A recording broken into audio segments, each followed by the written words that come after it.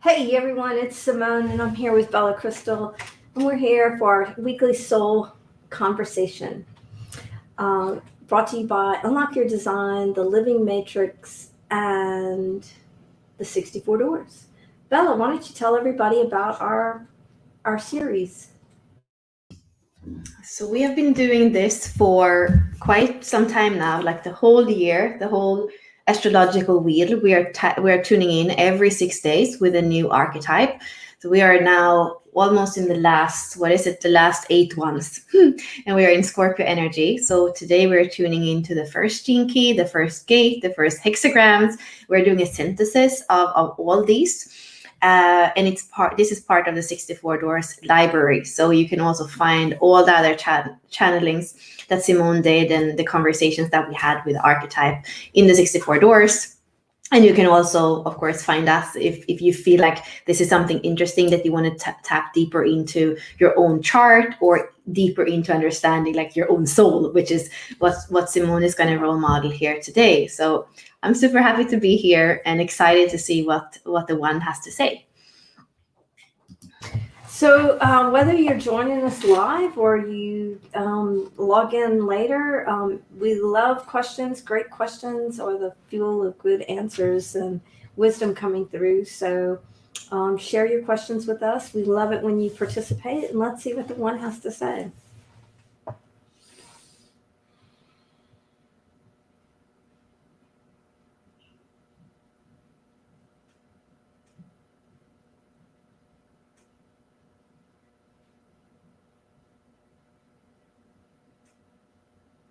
Hmm.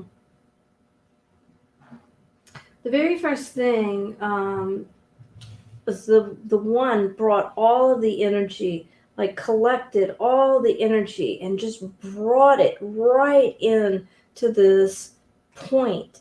And from that point, everything opened up. It was like, I can't say it was an explosion, but it was an instant awareness of everything that had been drawn in, concentrated into this point. So imagine being coming into a point and having the awareness of all of that pressure, all of that concentration, and at that very moment, then having the awareness of everything that was brought in.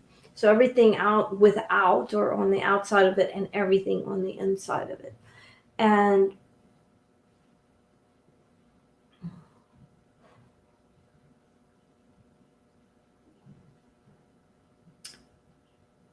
the one is bringing me right into the cellular structure, the DNA structure, and is talking about how many of us are not even aware of the power within um, the cell, within the DNA, and that going within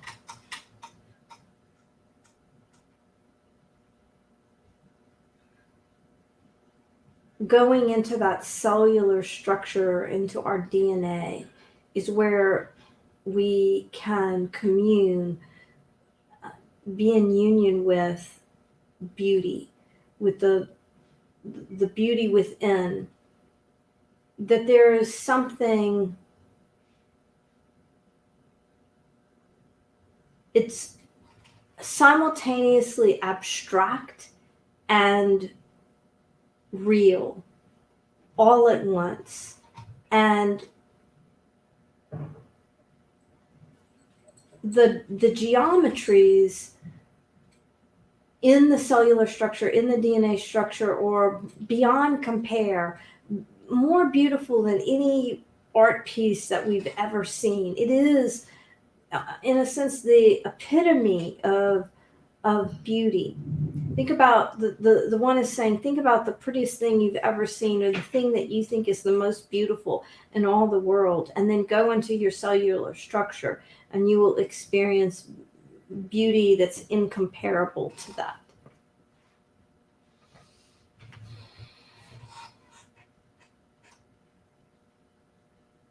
And the one says, rest in the beauty.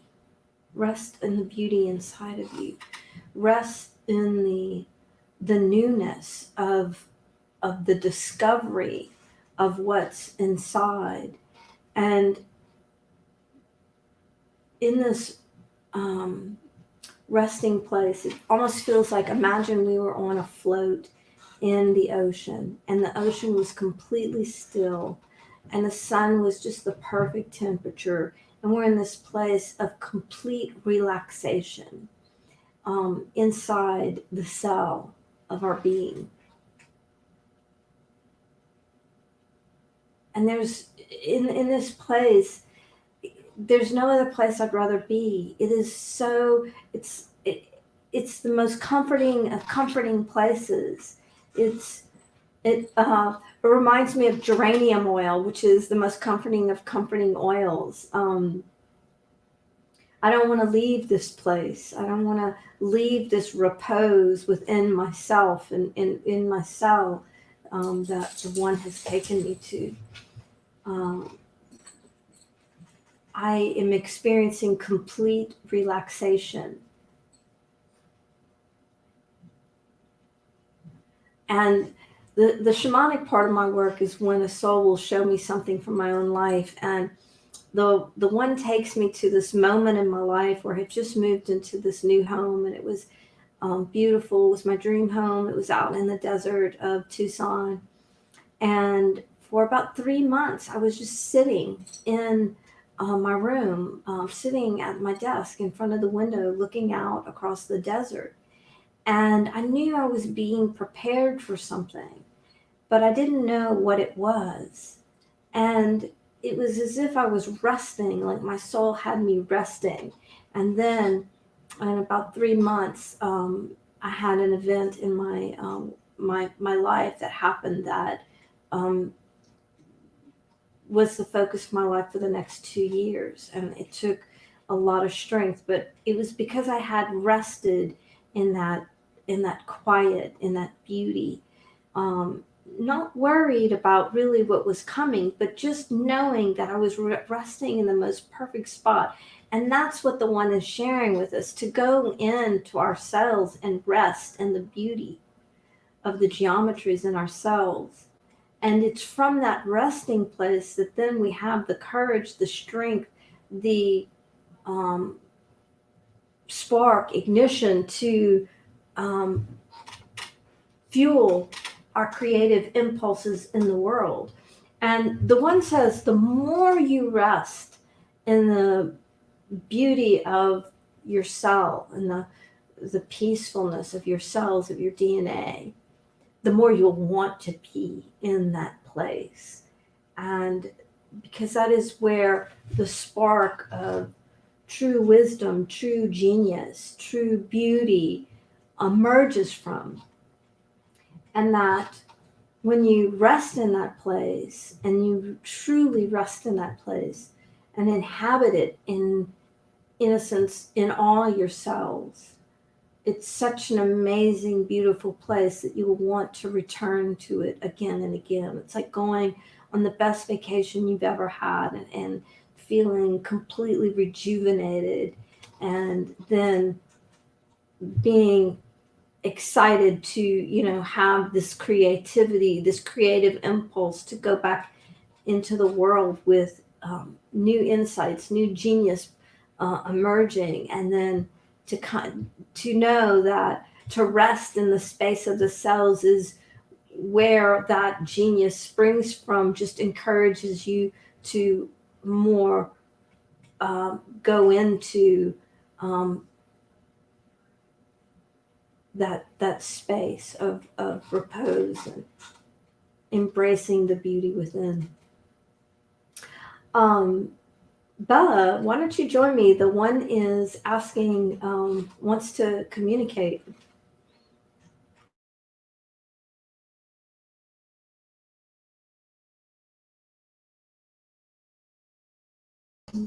Okay, that's better. So this is my evolution, and I've been in this place. I mean, the relaxation is kind of how I want to call it, but what it can feel like is like the void, or it can feel like depression. So it's a big gene key. It's the first in the whole I Ching. So I'm hearing you, and I'm thinking about what I shared with you, Simone, that I wrote also about my experience with the void and with, I guess, the courage to relax that deeply somehow. So that's what I'm hearing. And I don't even know, because like when we are speaking about the one and the two, it feels like these are the polarities of the universe, like the feminine, the masculine, or like, so I don't even know if I have questions. I don't know. So let's have a conversation about it. Yeah, I think what I'm most taken by, like what's so incredible to observe and feel in my body is the power of that, all of that energy consolidating into one point or cell or one place in the DNA. And then in that moment of the consolidation, having the awareness of everything. And then the one talking about taking us into our cells and literally taking me into my cells. And I could see the beauty inside my cells, and I could feel that relaxation. And then the spark. And we think of, I know I've heard you talk about the one is the masculine, right? And the spark, but to see it from the one showing us like the consolidation and the creative spark that emerges from inside that cell. It's not different, but it's just an interesting way to have that experience with the one, right? Yeah, I think that even in the book, Richard writes, or I mean, everywhere it's almost like the one has to contain the two. That's the whole the yin and the yang, and the two has to contain the one, and there's also the relationship between them. So it's there, and sometimes I feel like when I think about the first gene key as Scorpio energy and as beauty in the city, like it feels kind of feminine. It feels like it dares to go there to the deep waters and to what we don't see in the sunlight and these things. So I could absolutely, like, I love that you say that, because I could absolutely see that. And like when we start to really look at the qualities of the masculine, the feminine, the immature masculine, immature feminine, like even I would even say that in the mature state, they have like a lot of qualities that are actually quite similar, because they are heart-based. And then it's almost like Richard says that all the cities are the same. It doesn't matter where you go. Well, yeah, in the higher frequency, there are no polarities. So we can't really even see this and that anymore. Yeah, the sacred union of the one, right? Mm-hmm. The inseparability of the going within and the sparking out. Yeah. Penetration. Yeah, so we could bring on actually Amanda. Beautiful. Mm-hmm.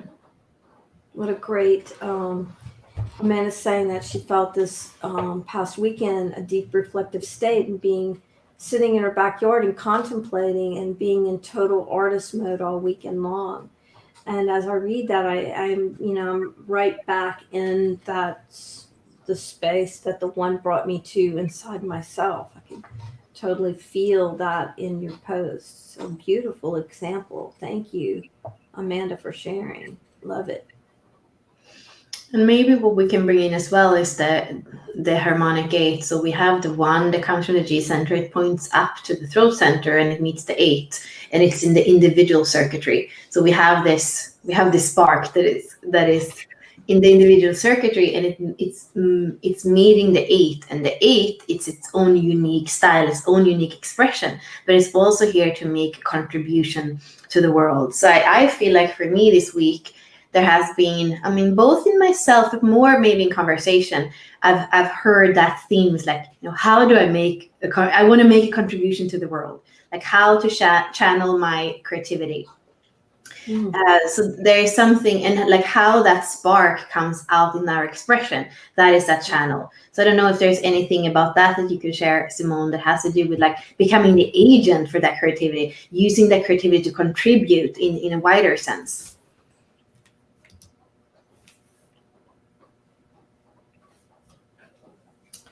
Well, the one shows me how when you truly go inside the cell, inside the DNA, and have that sacred union and that divine rest, if you will, that the spark, the creative impulse is infinite, that it's not tiring, that it comes from a place of purity, of such purity and integrity that it's almost like you can't live if you don't do it. And so we can think about people in our world who, um, pursued what was inside of them with such complete and um, tireless, infinite energy that they are just compelled forward. And the one says that when you're in the integrity of your creation, that's the place from which you spring forth. But he shows that when it's like when you don't go completely in, let's say you kind of go in, but you don't get the fullness of that breath, that creative spark. He shows me that when there's not a purity of consciousness with that connection, that when you bring it out, you can feel um, the disequilibrium, and that you might not have the infinite energy or tireless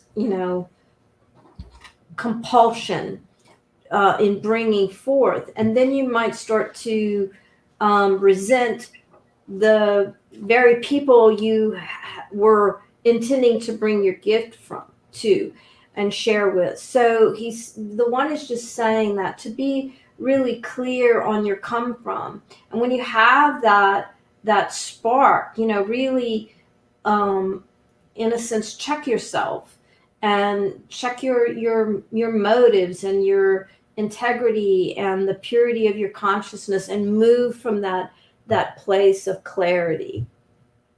And that when you do face the disequilibrium, it's not to just toss it all away, but to go back in and recalibrate and have the wisdom to allow yourself the rest to go back in. You might even go deeper in and have more genius and more insight come out, and then to recalibrate, if you will, rethink it, and then bring it forth again. So, and he's saying that there might be a series of these cycles where you spark, and then you need to go back in and recharge and recalibrate and re-see and reinvigorate, re-inspire, and then bring it back out. And the one is showing me how that process, that continual tuning back into the truth of your cell, the center of your cell and your DNA, how that is a rejuvenating process. That that it's, of course there are beings who got to the purity at once and sparked it out, and they're off and running. But he says that for other people it's a cyclical process, and to not throw the whole baby out with the bathwater. If you go within and you see you need to reorganize or recalibrate or reimagine, but just to go back in and have that rest, and then to come back and bring that that revision, that re-seeing from a even more purity of consciousness back out into the world. And he's saying that for some of you, you might shrink from that revisioning, but actually the clearer and clearer you get, the more you'll be received, because that tweaking that occurs, that is at a higher and higher vibration, and has more energy behind it. And he shows me how inside of ourselves we can go to the wound or the and think, nobody's going to receive this revised version because I came out so strong the first time. But the one is showing me that that's not true, that the people you're with will realize the leveling up, if you will, and the recalibrated vibration, and they will. And so he's saying, don't deny the revisioning through the rejuvenation process. Really beautiful.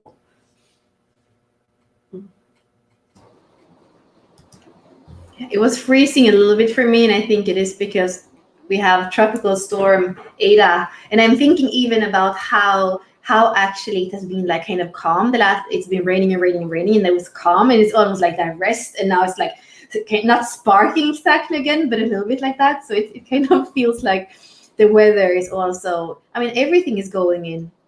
It's going, yeah, now I'm freezing again. I don't know if you are freezing too, Simone. So yeah, I have a question. Can you hear me?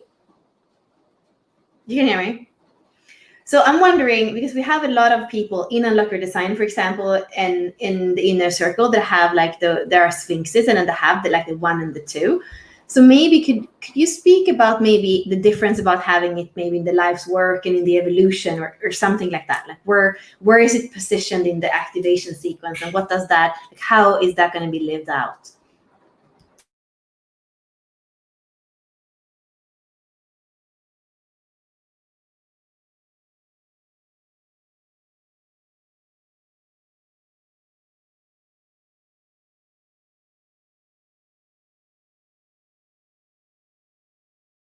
One took me right into the purpose sphere. And when the 1 is grounded in the purpose sphere, it's so anchored. It's almost like there's an undeniable power and strength, clarity when the 1 is in the purpose sphere. And it was interesting. He dropped me, because at first I was asking him, can you tell me about this sphere, that sphere? And then it was like, that's not how he wanted to go. And I was like, which sphere do you want to talk about? And like brought me right down into the purpose sphere. So yeah, he's saying that when 1 is in the purpose sphere, that there is a clarity of consciousness that is possible and undeniable, that exist when the 1 is in the purpose. Let's see if he wants to go somewhere else. And well, he takes me to the he shows me the word activation, and I move up from purpose to the attractor sphere, and then I went up to the core wound, or the vocation. So there's like a spark or an activation somehow between the attractor sphere and the vocation sphere with the 1. Let's see what he says. So it's almost like a misfiring. So it's like, if you're in the purpose sphere and you go straight to your vocation, maybe I should use the opposite hand because of how the screen flips this. But if you're in your purpose sphere and you go up to the vocation straight from the purpose sphere, and there's a connection of those 2 spheres for you, there is a strength of consciousness that is grounded in that purpose. But when you go up to the attractor sphere with the 1, and then you fire over to the vocation, it's almost like there's a misfire that can occur because it's not completely grounded. So what I'm understanding the 1 to say is that if you have your 1 in your purpose sphere, that you can do some very powerful work with your vocation. So you might want to look at that connection between your purpose and your vocation, and to really kind of contemplate that. But it's almost like he's saying, if you go up to if you take your 1, that's your purpose, and move it into your attractor sphere, and then go to your vocation, there's some misfiring that can occur. And so he's saying, bring it back down into your purpose, ground into your purpose, and then go to your vocation there. We wanted to talk about that. And then he says, let's look at the SQ. And he brings me right up into the middle of the chart, into the SQ. And I'm like, okay. Wow. I'm in the SQ, and it's like I'm standing in the SQ as the one, and I see beauty everywhere, just everywhere. Everywhere I look, I see the world with, with love and beauty.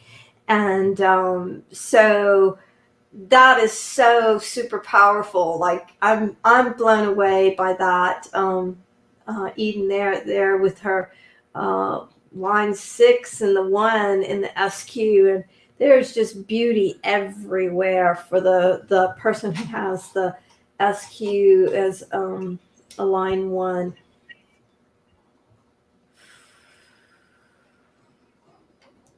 Then he brings. And maybe Aidan, if you are watching, today the sun is in 1.6, so I would say your inner child, and where was there beauty when you were a child? Where did you, where didn't you have beauty? And yeah, I would say today is a beautiful day for you to tune into that inner child, because the sun is like shining on her. And Luis also, who has it in his 1.5 in his SQ too. So another one.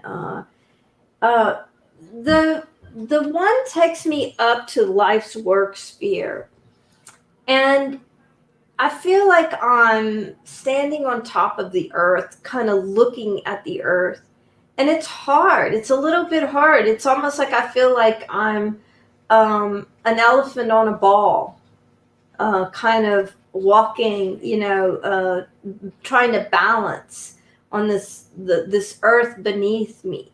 And he says that the one in the life's work can feel like that. It can feel like you're an elephant on a ball trying to balance everything. And he says if you have your if you have the one in your life's work, instead of looking at the ball you feel like you're balancing on, look into your heart, drop into your heart, and not look at the ball you're balancing on. So when he says that, I'm like, oh, okay, is he telling us to look into our SQ for our strength there with our 1, and to create a loop with our SQ and our life's work to help us balance our life's work? And when I said that, because I wasn't sure if that's what he was saying, but then I felt everything ground, like, and I didn't feel like I was an elephant walking on a ball, trying to navigate life. It got really grounded for me, and it became. I became not aware of what was outside of me creating imbalance. I became aware of what was inside of me creating the balance. And then there was so much ease then in my body when that flip came. Yeah, so now we have looked at the life's work and the purpose. So that's 2 of the positions. So the other 2, let's look at the evolution and the radiance. We have Trina that has the radiance, but let's look at kind of in both that kind of horizontal part of the chart.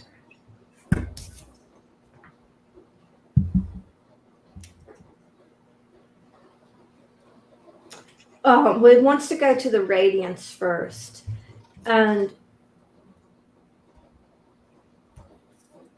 in the radiance, there's a focus not only on the internal beauty, but there is a lot of focus on the external beauty and radiating beauty, even in your physicality, and how that can be hard if if you have conditioning about beauty. That if you can receive the true beauty within you without conditioning, the beauty you experience in your external world will exponentialize. So in terms of radiance, really, if you have the 1 as your radiance, to contemplate conditioning and how conditioning operates in your life will really help you even open up exponentially. And then in terms of evolution,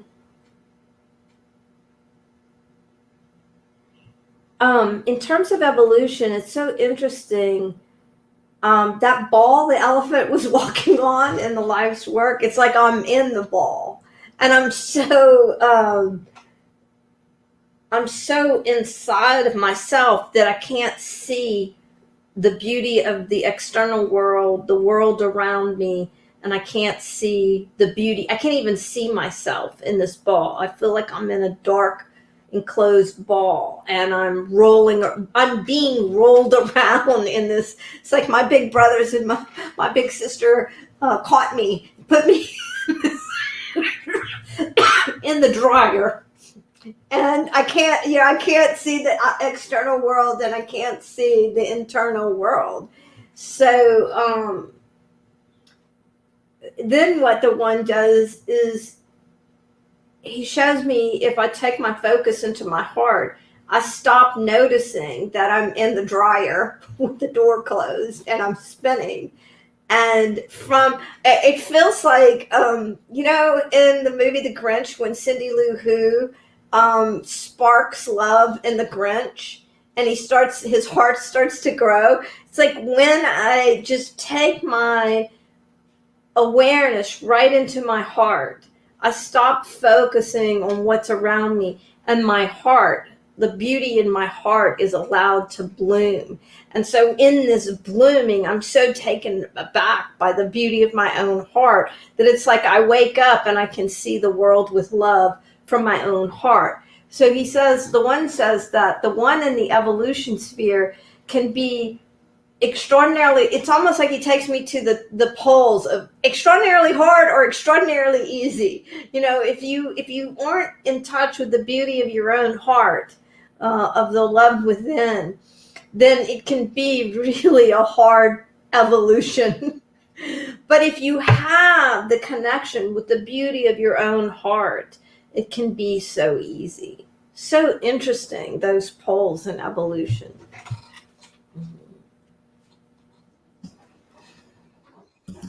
Yeah, so let's see if there are no more questions. What do you feel is still not said, Simone?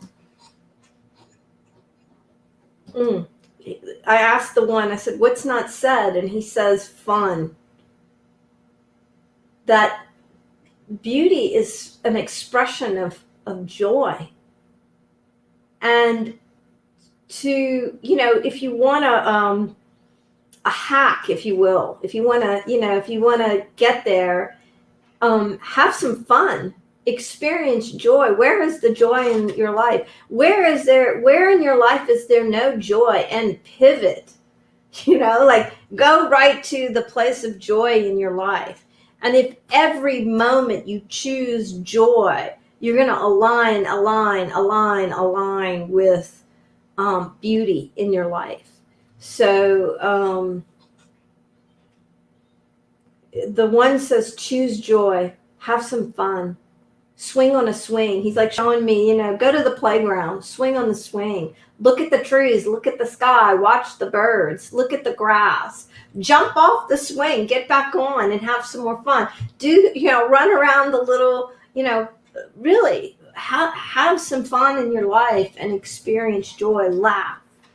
And that's true beauty is. He's showing me like reels of faces of people, every different kinds of face, from babies to, wizened, wrinkled beings laughing. And, it's like mainlining the beauty of your heart when you allow yourself to experience the joy of life and beauty in nature. Wow, huh? Love that. What a great question. Thanks for asking that one. Love it, love it, love it. Let's all go have some joy tomorrow and spark the world, right? Yeah, I think, are we going into the 43 or something tomorrow? So it's going to be a little bit of I think that's what we do, a little bit of a different energy. But yeah, so let's thank the one and kind of close, right? The one sent us out some energy like for the world, and it was kind of a heart with a crown, like a sun crown on it. So he sent that out to all of us, and let us just receive. I'm just saying thank you. So, thanks for joining us. It was fun. Yeah, reach out to Unlock Your Design if you loved what Simone is doing, or SimoneDeers.com, and then you can have your own soul readings with Simone, and that's great. I can testify for that. Thank you, everybody. I love it when Bella, Ashley, and I